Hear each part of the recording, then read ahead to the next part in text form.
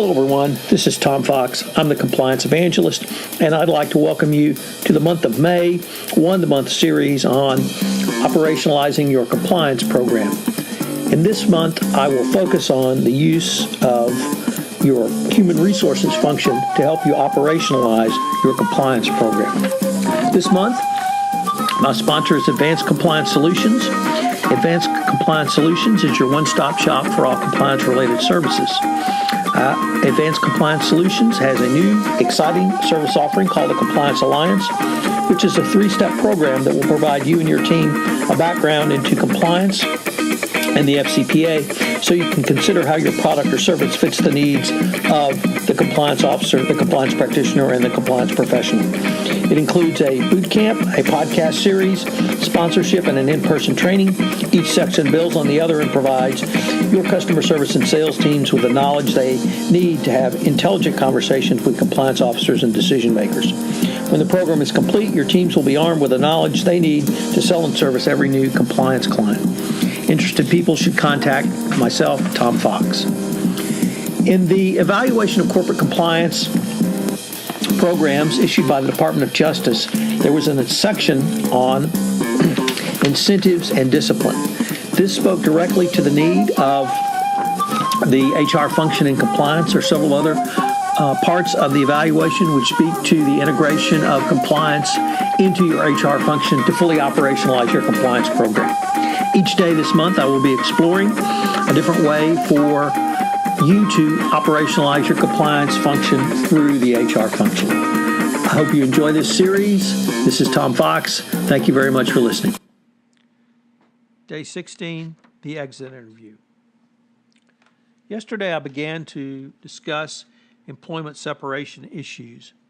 Today, I want to specifically dive into the exit interview as a part of your attempts and moving forward plans to operationalize your compliance program. I don't think the exit interview is typically thought of as a way to operationalize compliance, but there are several ways that you can make exit interviews count that may not seem self-obvious from the start. So exit interviews, when conducted with care, can be a useful tool in two important areas. One is to increase employee engagement, and also as a way to find out what is not working in your organization, particularly around compliance. Exit interviews can provide insight into what employees are thinking, reveal real problems in an organization, and shed light on the compliance landscape. Companies should focus on 6 goals in your exit interview, and there must be an emphasis on both tactics and techniques. Finally, remember that the exit interview is a continuing process. So number 1, uncover compliance issues. Organizations should conduct exit interviews almost always to pursue this goal, but also consider that they too often narrowly focus on salary and benefits. The problem with this approach is that salary concerns are usually not what drives employees to seek employment elsewhere. It is almost always something else.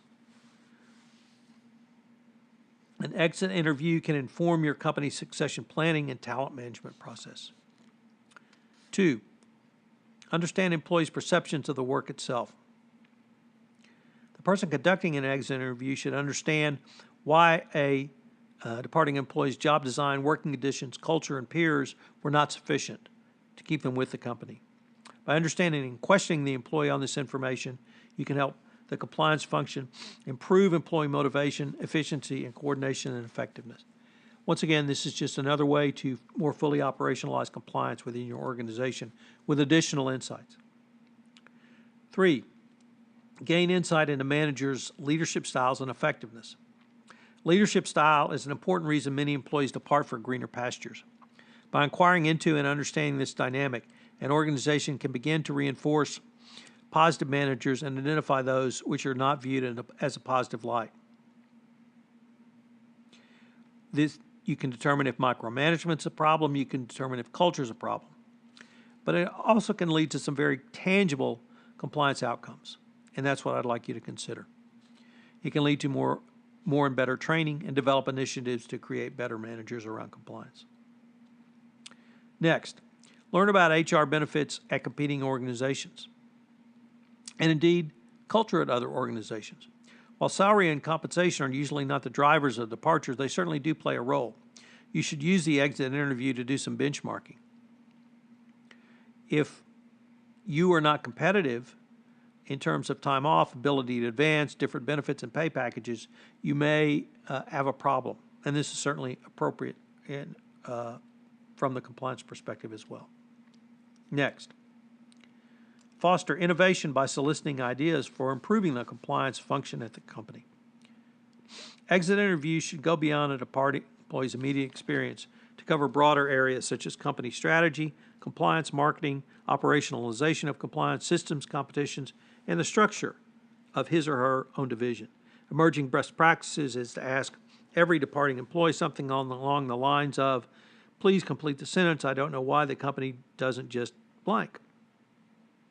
This approach may reveal trends that can be incorporated into future innovations. Next, and final, point 6, create lifelong advocates for your organization. This is perhaps the most innovative way that you can utilize the exit interview. It's also the most basic, which of course is to treat departing employees with dignity, respect, and gratitude.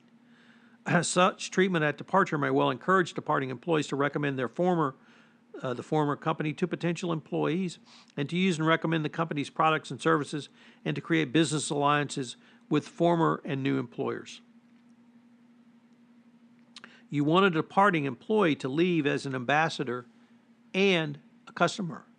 And I would add that you want the former employee to believe in the compliance regime. Finally, are some issues around hotlines, whistleblowers, and retaliation claims.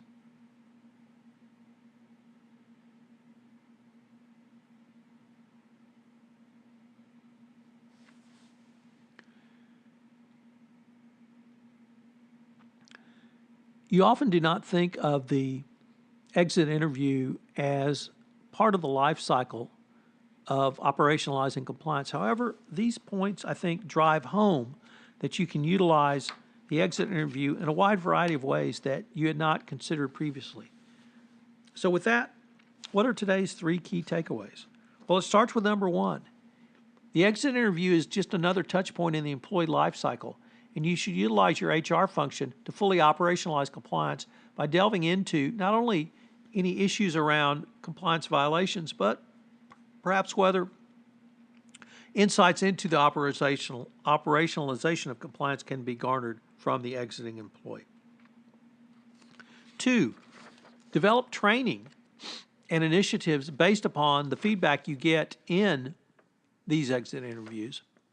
And then 3, and finally, utilize the exit interviews to create advocates for not only the organization, but also the compliance function of your organization. If you can carry the message of compliance with that employee, I think it will certainly help you in the long run. This is Tom Fox. Thank you very much for joining me on day 16, and I hope you'll join me tomorrow for day 17 of 1 month to better compliance through HR.